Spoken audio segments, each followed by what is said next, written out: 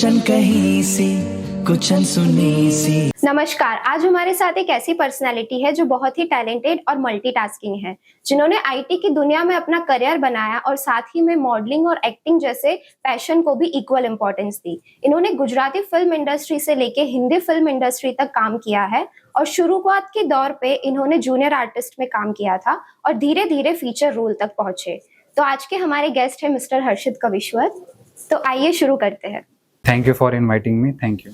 तो हर्षित, आपने एक्टिंग के करियर में शुरुआत कैसे की? मतलब कैसे आपने एक्टिंग में एंटर किया, कैसे गुजराती फिल्म इंडस्ट्री में आप एंटर हुए और आपका पहला प्रोजेक्ट क्या था? फर्स्ट ऑफ ऑल मेरी बहुत इच्छा थी कि पहले से एक दिन टीवी पे आना है, बस कैसे भी करके। तो एक दिन मम्मी और मैं हम खाना खा रहे थे। मैंने मम्मी को टीवी देखते देखते बोला कि एक दिन है ना मैं टीवी पे आऊँगा। मम्मी बोले ठीक है, अभी तो पहले खाना खा ले। मतलब समझ गया मम्मी हल्के में ले रही है। फिर मैंने इधर उधर सोशल साइट पे देखना चालू किया कि कहीं ऑडिशन है क्या अहमदाबाद में। तो मुझे समहाउ एक मॉडलिंग का एक ऑडिशन मिला।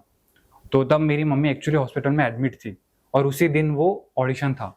अब मेरी दीदी आई हुई थी तो मैंने दीदी को बोला कि आप मम्मी को देख लो, मैं फटाफट ऑडिशन दे के आता हूँ। तो वैसे मैं गया, ऑडिशन दिया और समहाउ मैं सिलेक्ट भी हो गया। फिर सेकेंड राउंड आया, फिर उसमें पैसे भरने थे। फिर मम्मी बोले कि ये तो फ्रॉड ही है, क्योंकि एज ऑफ सबको पता है इंडस्ट्री के बारे में। फिर पैसे भरने थे तो मेरा एक वहाँ पे फ्रेंड था, उसने पैसे भर दिए थे और वो गया भी। और फिर थर्ड राउंड में और डबल पैसे मांगे तो वो दोस्त चला गया मुंबई, मैं बैठ गया इधर, मैं गया नहीं। फिर हुई बात यूं कि उसने मुझे कांटेक्ट दिया कि तू ये नंबर पे बात कर, अहमदाबाद में एक मूवी का शूट चल रहा है राडो करके। तब उसमें बहुत सारे जूनियर आर्टिस्ट लगते थे, 100 लोग थे उसमें। और एक दिन मेरा सिलेक्शन हुआ तो मैं गया। अब 100 लोगों के बीच में सिलेक्शन हुआ तो अंदर से मेरे को पता चले तो कोई बड़ी बात नहीं है, 100 लोग ऑलरेडी है। पर तब उस रात को मुझे ऐसा हुआ कि ये 100 लोगों के बीच में मैं एक दिन बाहर आऊंगा, फ्रेम बनाऊंगा, अपनी जगह बनाऊंगा। तो वो ऐसा मैं जूनियर आर्टिस्ट करते रहा, भीड़ में गया, जूनियर आर्टिस्ट किया। फिर एक दिन एक डायरेक्टर ने मुझे देख के बोला कि तुझे इतना है ना इसमें करना है ना, तो एक काम कर, तू थिएटर कर। पर तब मेरी कॉलेज चल रही थी तो दोनों तो साथ में मैनेज हो नहीं पाता। तो मैं तब भी जूनियर ही करता था, भले उसमें पैसे कम मिले या फिर टाइम ज्यादा जाए, थोड़ा स्ट्रगल था। लेकिन ऐसे ही करते करते एक दिन उन्होंने मुझे बोला कि एक डायलॉग आई है, तू बोलेगा। सीरियल थी गुजराती। तो मैंने ठीक है मैं करूँगा। डायलॉग दिया, मैंने बोला, फिर उनको अच्छा लगा, फिर मेरे को भी कॉन्फिडेंस आया। फिर वैसे धीरे धीरे करके मैंने प्रोफाइल बनाई और एक दिन मुझे गवर्नमेंट का एड शूट मिला। उसमें मैं गया, बैठा, मुझे लगा नॉर्मली होगा यार, कहीं बैकग्राउंड में ब्लर में डाल देंगे। लेकिन देखा तो उसमें फीचर में मैं ही था। और वो एड फैमिली में इतनी चली कि घर पे मतलब एक्टर है, हमारा बेटा एक्टर है, ऐसा चल गया। फिर उसके बाद ये कहानी चालू हुई। फिर धीरे धीरे मैंने बॉलीवुड मूवी की है, साउथ मूवी की है, जो भी गुजरात बेस्ड है, क्योंकि एक साइड मेरी स्टडी भी चल रही थी तब। फिर ऐसे करते करते जो भी शूट मिले मैंने किए और अभी भी वही सिलसिला जारी है। अभी तो मैं जॉब कर रहा हूँ फिलहाल। तो आपने जब एक्टिंग का घर पे बताया कि आपको एक्टिंग में जाना है, आपको अपना करियर एक्टिंग में बनाना है, मॉडलिंग में बनाना है, तो आपके मम्मी पापा ने क्या बोला? मतलब ऐसे जैसे कि नॉर्मली बोलते हैं कि एक्टिंग करियर नहीं बन सकता है, इन सब में नहीं जाना चाहिए। तो आपकी फैमिली सपोर्टिव थी या नहीं थी, या फिर कैसे, आपके फैमिली का क्या रिएक्शन? बहुत सपोर्टिव थी एक्चुअली। जब मैंने उनको बोला कि ऐसे ऐसे है, शूट ऐसे होता है, तो उन्होंने बोला ठीक है कर, तो कोई बात नहीं, लेकिन साथ में पढ़ाई भी होनी चाहिए। तो एक दिन मैंने ना उनको भी शूट में बुला लिया, मम्मी का भी सिलेक्शन हो गया और मम्मी को भी एक्टिंग में इंटरेस्ट तो है ही। तो फिर उसके बाद पूरी फैमिली आने लगी शूट में कभी कभी। तो फिर वैसे ही वो चीजें आज भी चल रही है, लेकिन काफी सपोर्टिव है, पेरेंट्स काफी है। अच्छा, तो पूरी फैमिली ही एक्टिंग में? हाँ अभी भी आती है, मम्मी भी आती है। और मम्मी ने तो इनफैक्ट 2-3 मूवीज में भी डायलॉग वाले सीन्स किए प्रॉपर गुजराती में। ओके, तो मुझे आप ये बताइए कि जैसे कि हम सुनते हैं कि बॉलीवुड में बहुत ज्यादा नेपोटिज्म है, ये सब कुछ, तो हमारी गुजराती फिल्म इंडस्ट्री में ऐसा कुछ आपने फेस किया कि लाइक आउटसाइडर को बहुत रिजेक्शन फेस करने पड़ते हैं, इतनी अपॉर्चुनिटीज नहीं मिलती है? तो हमारी गुजराती फिल्म इंडस्ट्री में ऐसा कुछ है कि मतलब या फिर सिर्फ टैलेंट को ही प्रायोरिटी दी जाती है या फिर नेपोटिज्म नाम की भी कोई चीज इधर है? एक्चुअली ऐसा है भी और नहीं भी। अगर टैलेंट हो तो वो दिख जाता है, वो दिख जाता है, उसमें कुछ वो नहीं। लेकिन हाँ कुछ ऐसे भी लोग हैं जिनके परदादा दादा एक्टिंग में है, थिएटर कर रहा है, तो उनको थोड़ा चांस जल्दी मिलता है, उनको डायरेक्ट बिग बजट फिल्म्स मिलती है, तो वैसे वो चल रहा है। लेकिन बाकी काफी गुजराती इंडस्ट्री जो है काफी बढ़िया है। अच्छा, बॉलीवुड से काफी ज्यादा बेटर है हमारी गुजराती इंडस्ट्री? हाँ जी। ठीक है, तो मुझे आप ये बताइए कि जैसे कि आपने एक्टिंग शुरू की फिर आप एक्टिंग कर रहे थे, मॉडलिंग भी कर रहे थे साथ में, तो फिर आप आईटी फील्ड में क्यों गए? आपने करियर अपना एक्टिंग ही क्यों सिलेक्ट नहीं किया? उसमें एक्चुअली ऐसा है कि अहमदाबाद गुजरात में ऐसा है कि जो पेमेंट जो आर्टिस्ट को मिलता है वो बहुत कम है हम्म, और काम 12-13 घंटे का होता है और लोकेशन फिक्स नहीं कि अहमदाबाद ही हो, ऑल ओवर गुजरात कहीं पे भी। तो साइड में साइड इनकम के लिए जॉब करनी पड़ेगी, उसके अलावा कोई ऑप्शन नहीं है। और तब फाइनेंशियली कंडीशन घर पे अच्छी नहीं थी, तो फिर मैंने जॉब कर लिया और मेरी फर्स्ट जॉब ही टाटा में लगी थी। तो सबको ऐसा था कि नहीं ये सही है। और टाटा में एक फायदा था, मुझे सैटरडे संडे 2 दिन मिलते थे, तो अच्छा, मेरे तो जो वो भी शूट होते हाँ, थे अच्छे अच्छे वो मैनेज हो जाते थे। वो सैटरडे संडे आप शूट करते थे और जी। बाकी डेज आप जॉब करते थे। हाँ जी। तो ये कभी आपको ऐसा गिव अप करने का थॉट नहीं आया कि पैशन और करियर दोनों साथ में मैनेज नहीं हो पा रहा है, या फिर दोनों में से किसी एक चीज को आपको पर्टिकुलर टाइम देना है तो वो हो नहीं पा रहा है? ऐसा कुछ आपको कभी गिव अप करने का थॉट? नहीं, एक्चुअली जॉब के साथ स्टार्टिंग डेज में थोड़ा मैनेज करना मुश्किल हो गया था, क्योंकि अपने शूट मतलब शूट कभी भी आता है और जॉब पे अपने कभी भी छुट्टी के लिए नहीं बोल सकते हैं। पर मैं जो ऑफिस में था टाटा में, तो लाइक जो कलीग्स थे सबको पता है छुट्टी लेगा तो ये शूट में ही जा रहा है। मैं बीमार का भी रीजन दूंगा, उनको पता है शूट में जा रहा है। पर सब सपोर्टिव थे कि जब भी मैं जाता था तो मैनेजर को संभाल लेते, तो मैनेजर भी बोल देता तू हाफ डे मत ले भाई, तू फुल डे ले, तू जा, तू कर। तो चल रहा है बस। काफी सपोर्टिव रहा जी। सब कुछ। ओके, तो आपने गुजराती फिल्म इंडस्ट्री में तो काम किया, साथ ही में आपने बॉलीवुड इंडस्ट्री में भी काम किया है। तो बॉलीवुड में आपने कौन कौन से प्रोजेक्ट्स किए और आपने अगर उसमें फीचर रोल किया है तो क्या था? सुदर्शन करके एक मूवी आई थी, उसमें मैंने शाह मोहम्मद का कैरेक्टर प्ले किया था। ओके, जो मुझे वो मैम के थ्रू मिला था, जिनके थ्रू मैं पहले सीरियल्स में जाता था, तो उन्होंने मुझ पर कॉन्फिडेंस शो किया कि नहीं बंदा सीरियल में भी अच्छा कर लेता है तो मूवी में भी कर तो लेगा। आपने सीरियल्स भी किए गुजराती? जी, उसकी वजह से मुझे वो एक्चुअली मूवी मिली। कौन सी सीरियल्स किए आपने? गुजराती जितने भी सीरियल है सब की हुई। जैसे कि जोड़े रजू रात मेरी फर्स्ट सीरियल थी, उसमें मेरा जो कैरेक्टर लीड था उसका फ्रेंड का रोल था। तो वो फर्स्ट सीरियल थी मेरी। उसके बाद राशि रिक्शा वाली, फिर और भी 2-3 सीरियल थे, उनके नाम अभी मुझे प्रॉपर याद नहीं, पर वो सब किए। उसमें छोटे मोटे रोल थे 1-2 दिन के, तो उसमें जाता था। ओके, तो जैसे कि आउटसाइडर को बहुत ज्यादा रिजेक्शन फेस करना पड़ता है और वो रिजेक्शन के बाद मोटिवेट होके आगे बढ़ना सबसे बड़ा टास्क है। जी। तो आपको ऐसा कुछ गुजराती फिल्म इंडस्ट्री में फेस करना पड़ा, रिजेक्शन? एक्चुअली इसमें ऐसा है कि अगर आप ऑडिशन देने जाओगे तो अहमदाबाद में रिजेक्शन होना ही होना है, क्योंकि वो रिजेक्ट करेंगे, फिर पैसे मांगेंगे, फिर आप भरोगे, फिर आपको कुछ नहीं मिलेगा। अच्छा, तो मतलब पैसे ये मांगते प्रोसेस हैं है। वो जी, आपको जी, रोल जी। देने के लिए पैसे मांगते हैं? हाँ, और वो पैसे दे के भी आपको कुछ नहीं मिलता। मैं एक एजेंसी अहमदाबाद में, उनका नाम नहीं लूंगा, मैं खुद वहां पे गया था, मेरे से 30,000 मांगे थे और बोले थे कि आपको हम 1 साल में टीवी पे ला देंगे। वो 1 साल का तो पता नहीं, लेकिन वहां पे जो भी बच्चे पैसे भर के जा रहे हैं ना, उनको आज मैं अपनी जो भी रेफरेंस होते हैं वो प्रोवाइड करता हूँ, तो वो एड्स वगैरह कर रहे हैं। अभी तक उनके थ्रू वो लोग नहीं गए टीवी पे। पर ये चीज है, कोई भी काम छोटा बड़ा नहीं होता। जूनियर आर्टिस्ट करोगे तो एक प्लेटफॉर्म मिलेगा, तो तुम आगे बढ़ोगे। जूनियर आर्टिस्ट को आज भी लोग अहमदाबाद में ऐसा है कि नहीं यार छोटा है, इसमें क्या ही मिलेगा, लेकिन उससे ही सीखने मिलेगा। पैसे 30,000 भर के कुछ नहीं मिलने वाला। भले वो जूनियर आर्टिस्ट में तुमको पर डे 400 दे, पर तुमको जो देखने मिलेगा, जो सीखने मिलेगा ना, वो कहीं और नहीं मिलेगा, कोई इंस्टीट्यूट में नहीं मिलेगा। ये चीज है वो उसकी। तो जब आप शूट्स पे जाते थे गुजराती फिल्म्स के, तो आपने कोई ऐसा एक्सपीरियंस वहाँ पे फेस किया कि लाइक वहाँ पे वो कुछ बायसनेस दिखा रहे हैं या फिर कुछ ऐसा कर रहे हैं कि मतलब आपको जूनियर आर्टिस्ट को ऐसे ट्रीट किया जा रहा है, या फिर जो मेन फीचर रोल में उनको अलग ट्रीट किया जा रहा है, ऐसा कुछ आपने फेस किया? ऐसा नहीं होता। मोस्टली गुजराती इंडस्ट्री बहुत अच्छी है, पर कुछ कुछ लो बजट फिल्म्स होती है गुजराती में जिसमें बिल्कुल जूनियर आर्टिस्ट को इज्जत से ट्रीट नहीं करते। पर वही चीज आप बॉलीवुड देखो या फिर साउथ देखो, साउथ सबसे बेस्ट है। वो लोग डायरेक्टर और कैमरामैन या जो भी लाइट्स सब एक ही जगह पे बैठ के खाना खाते हैं, एक ही थाली में, कोई वो नहीं है, और सब बड़े बड़े लेवल के लोग। तो वो चीज साउथ की सबसे बेस्ट लगती है मुझे।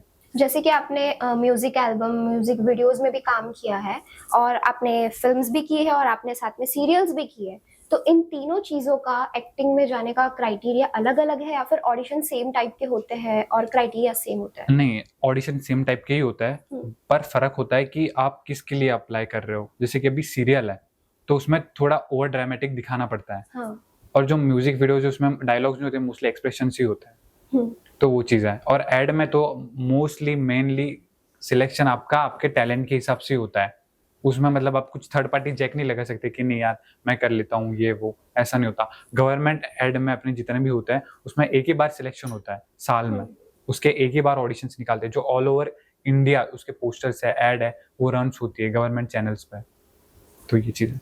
अच्छा, तो आपने बॉलीवुड मूवी जो सत्य प्रेम की कथा है उसमें आपने कास्टिंग, जूनियर कास्टिंग कर रहे थे आप, जी कास्टिंग, जी। तो वो आपने कैसे किया? मतलब आप एक्टिंग से डायरेक्ट कास्टिंग में कैसे पहुंच गए? वो स्विच क्यों किया आपने? एक्चुअली उसमें ऐसा था, मेरा जो कोऑर्डिनेटर था एक सीरियल में, तो वो फिल्म के लिए बहुत सारे गुड लुकिंग आर्टिस्ट की जरूरत थी, तो मुझे बोला कि तू मैनेज कर देगा कहीं से। तो बोला, आप क्यों ठीक है। नहीं गए उनकी जगह पे? नहीं, मैं गया ही था, हम्म, पर अगर साइड में मुझे अगर पैसे और मिल रहा है, अगर मैं और जूनियर आर्टिस्ट प्रोवाइड कर रही हूँ, तो मेरे तो सर्कल में थे ही, तो फिर वैसे मैंने उसमें एज अ किया था कोऑर्डिनेटर कास्टिंग में, तो फिर वो हो गया, मिल गया लकीली। वो 1 मंथ हमने शूट किया था गुजरात में ही, 3-4 दिन के बराबर काम कर देते वो लोग। अभी हम लोग पोल में भी शूट कर रहे हैं, वहां पे 100 लोग चाहिए थे उनको अर्जेंट में, तो हम जो भी लोग थे, वो जो घर पे जो लेडीज थी ना खाना बना रही थी, उनको चनिया चोली पहना के रेडी करके शॉट के लिए लेके गए थे, अच्छा, गलियों में से उठा के। तो ऐसे आपने कास्टिंग की थी वहां हाँ, पे? बहुत सारी जगह पे ऐसे, गांधीनगर में, अहमदाबाद की तो कोई गलियों में, प्रॉपर पोल्स में। क्राइटेरिया नहीं होता कि इनको ऐसे लोग चाहिए या फिर नहीं, इस तरह से ऑडिशन देना जब या फिर क्राउडेड ऐसे सब मूवमेंट कुछ? लगाना, हम्म, तब तुम्हारे कपड़े मैटर करते हैं। अच्छा, अभी क्राउड कोई में। होली का सीन है, हम्म। तो उसमें होली के हिसाब से जो भी कपड़े रहते हैं, कलर्स वगैरह, वैसे लोगों को लाके रख दो सीन में, हो गया सीन। जूनियर आर्टिस्ट से फीचर रोल तक का सफर जो था आपका, वो कितना ज्यादा चैलेंजिंग रहा? क्या क्या स्ट्रगल आपने फेस किए, क्या प्रॉब्लम्स आपको फेस करनी पड़ी? फर्स्ट ऑफ ऑल तो सबको ऐसा लगता है, जो भी शूट में मुझे बोलता था कि आप मुझे लेके जाओ, तो सबको ऐसा लगता था एक दिन जाएंगे और शूट मिल जाएगा, अच्छा सीन मिल जाएगा। पर जूनियर आर्टिस्ट में ऐसा नहीं होता है, आपको बहुत सारे शूट करने पड़ता है, तब जाके आपको कोऑर्डिनेटर्स नोटिस करता है कि हाँ इनको करना है, और उसके बाद डायरेक्टर्स, कास्टिंग डायरेक्टर्स आपको खुद सामने से बोलेंगे कि ये लाइन है, ये डायलॉग्स है, तो आप करोगे, और आपको वो एक चांस मिलेगा, उसमें आपको प्रूफ करना है कि आप कर पाओगे या नहीं। हम्म, तो मुझे एक चांस तब मिला था जब मुझे फर्स्ट टाइम गवर्नमेंट की एड मिली थी। कौन सी एड थी वो? वो आरोग्य सेतु के ऊपर थी, जो कोरोना के वक्त पे आई थी। तो उसके लिए मुझे ऑडिशन में मेरा सिलेक्शन हुआ था, और मैं अनएक्सपेक्टेड था बिल्कुल भी। तो जैसे कि नॉर्मली तब मैं बहुत उससे पहले जूनियर आर्टिस्ट के शूट्स करता था, चीज थी। तो जब पहली बार आप शूट पे पहुंचे, आपने खुद को टीवी में देखा, आपने खुद को बड़ी स्क्रीन पे देखा, तो आपका रिएक्शन क्या था? वो शूट में वो कैमरास, वो सारी चीजें देख के क्या आपका रिएक्शन क्या था? कैसे आपने वो सारी चीजें की? मतलब वो फीलिंग ही अलग थी, जब अपना फेस होता है ना बड़े स्क्रीन पे, तो ऐसा लगता है कि सारी मेहनत सफल हो गई। क्योंकि उसके लिए मुझे पता है मैं कितनी रातें सोया नहीं, क्योंकि वो शूट चलते थे, तो है ना हम ऐसे बैठे रहते थे, मतलब कोई लोकेशन का भी प्रॉपर फाइनल नहीं होता था कि कोई भी लोकेशन होती थी, तो बैठे रहते थे, वेट करते थे अभी सीन आएगा, आगे आगे जाते थे कि नहीं अभी सीन में दिख जाएंगे, ऐसे करते थे। लेकिन जब प्रॉपर आया, विद डायलॉग आया, तो वो खुशी अलग ही थी। जैसे कि आपने ऑडिशन दिया और आप गए, और फिर उसके बाद आपको रिजेक्शन मिला वापस, और फिर वापस आपको शायद कॉल आ जाए कि आप सिलेक्ट हो चुके हो वापस, तो वो सारी चीजें ऐसी कुछ आपके साथ आई है ना, कितने बार आई, फिर बोलते अरे आपका सिलेक्शन हो गया है, बहुत बढ़िया रोल है, मैं स्क्रिप्ट भेज रहा हूँ, बस आप ये पैसे भेज दिए तो हम आपका आप आईडी कार्ड बना देते हैं। ID ID card card? बहुत चलता है, जैसे कि आई कार्ड टाइप होता है वो इंडस्ट्री में, कि आप एक आर्टिस्ट हो तो वो आर्टिस्ट कार्ड। पर गुजराती में ऐसा कुछ नहीं है, वो मुंबई में चलता है, बॉलीवुड में चलता है जी ज्यादातर। बिल्कुल। आपने जो ये कार्ड के बारे में अभी बताया, उस कार्ड के बारे में थोड़ा ब्रीफली बताइए कि वो कार्ड क्या चीज है? आर्टिस्ट कार्ड एक कार्ड होता है जो आइडेंटिफाई करता है कि आप यहाँ के आर्टिस्ट हो। अब वो जो कार्ड का सिस्टम है वो मुंबई में है, और उसमें भी बहुत सारे स्कैम होते हैं, लोगों से पैसे लेते हैं, लोगों को बोलते हैं कि आपको ये मिलेगा, वो रोल मिलेगा, पर कुछ भी नहीं मिलता है। बहुत 2-3 ही ऐसी मतलब चीजें हैं, कंपनी है जो मुंबई में ये चीजें प्रोवाइड करती है, और उनको काम भी मिलता है। पर गुजरात में ये सिस्टम ही नहीं है कार्ड का, और स्टिल यहाँ पे ये चीजें होती है कि आप ये कार्ड बना लो, ये कर लो, रोल मिल जाएगा, पर फिर भी ऐसा नहीं होता है। तो ये स्कैम से आपको ध्यान रखना चाहिए। तो ये कार्ड जो है ये स्कैम है बेसिकली? बिल्कुल। ओके, तो आप जब फर्स्ट टाइम लोकेशन पे गए थे, जैसे कि आप ये बता रहे हो स्कैम वगैरह है, तो आपके मन में ये डर तो रहा होगा कि कहीं मेरे साथ कुछ फ्रॉड ना हो जाए, ऐसा कोई मेरे साथ स्कैम ना हो जाए, या फिर आपके पेरेंट्स थोड़े कॉन्शियस हो गए होंगे कि भाई ये ऐसी इंडस्ट्री, इस इंडस्ट्री में नहीं जाना है, क्योंकि बेसिकली हम जितना सुनते हैं उस अकॉर्डिंग तो ये इंडस्ट्री बहुत ज्यादा स्कैम टाइप हमको सुनने में लगती है कि कभी भी किसी भी टाइम हमारे साथ कोई भी स्कैम या फ्रॉड होने में टाइम नहीं लगेगा। तो आप जब पहली बार गए तो कैसे, क्या सोच के गए, कैसे वहां पे जाके आपका एक्सपीरियंस क्या रहा? तो फर्स्ट टाइम मुझे वो लोकेशन शेयर किया उसने, फिर मैंने पापा को डिस्कस किया कि ऐसे ऐसे एक लोकेशन आया है, तो मैं वहां पे जाऊंगा, शूट है करके। मैंने बोला खाना वाना भी मिल रहा है और पैसे भी मिल रहे हैं, पापा बोले नहीं ये सब फेक होता है। मैंने पापा एक बार चल तो लेते हैं। फिर पापा मुझे ड्रॉप करना है सुबह कुछ 5 बजे का वो टाइम था।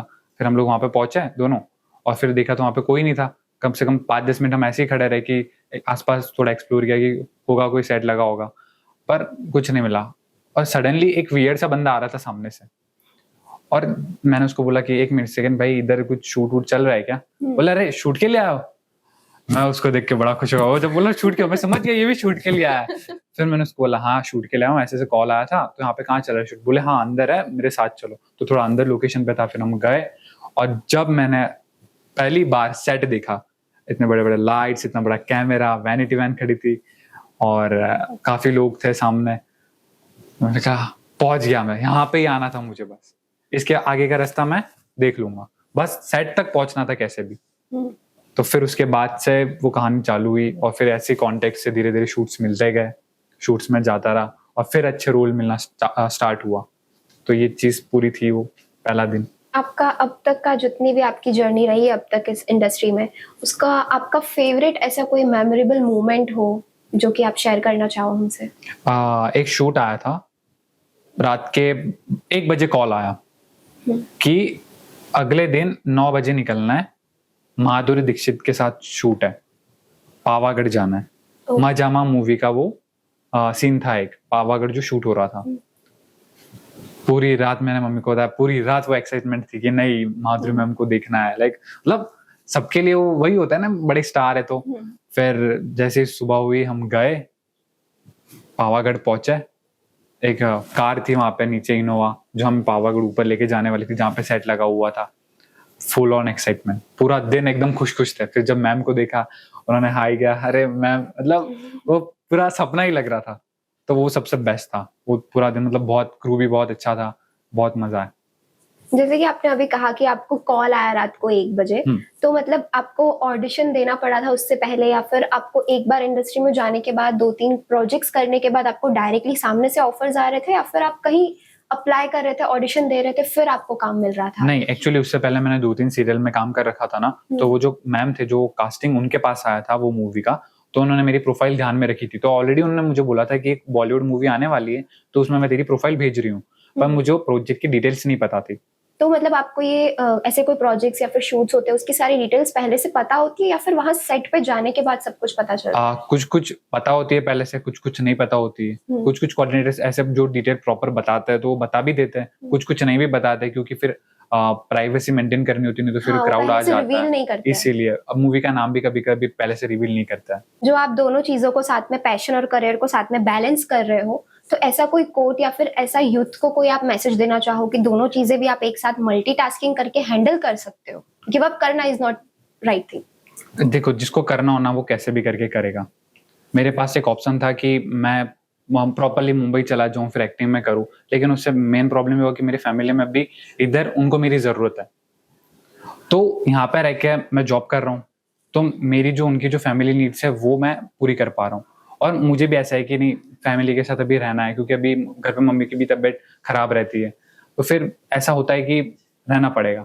और दूसरी चीज एक्टिंग में, तो वो मैं समहाउ छुट्टी लेके या फिर कोई अच्छा सीन हो तो मैनेज कर ही लेता हूँ, और वो हो जाता है। जब हम चाहते हैं ना कि हमें ये चीज करनी है, तो ऊपर वाला मदद करता है, लोग मदद करता है, अच्छे लोग मिलते हैं। जैसे आज भी ऑफिस में मैंने रिसेंटली जॉब स्विच की है, तो अभी यहाँ पे भी सबको पता है मैं शूट कर रहा हूँ, तो उनको पता है कि इसको जाना है तो शूट में जाएगा, तो वो सेटिंग कर लेते हैं, वो आ जाते हैं मेरी जगह पे और कर लेते हैं। तो वैसे बस दिल से एक इच्छा होनी चाहिए कि हमें करना है, बाकी रास्ते ऑटोमेटिक बन जाता है, मेरा ये मानना है। ठीक है, thank you so much Harshit for sharing your experience. मिलते हैं फिर किसी अच्छी पर्सनालिटी और कहानी के साथ। Take care and follow your dreams.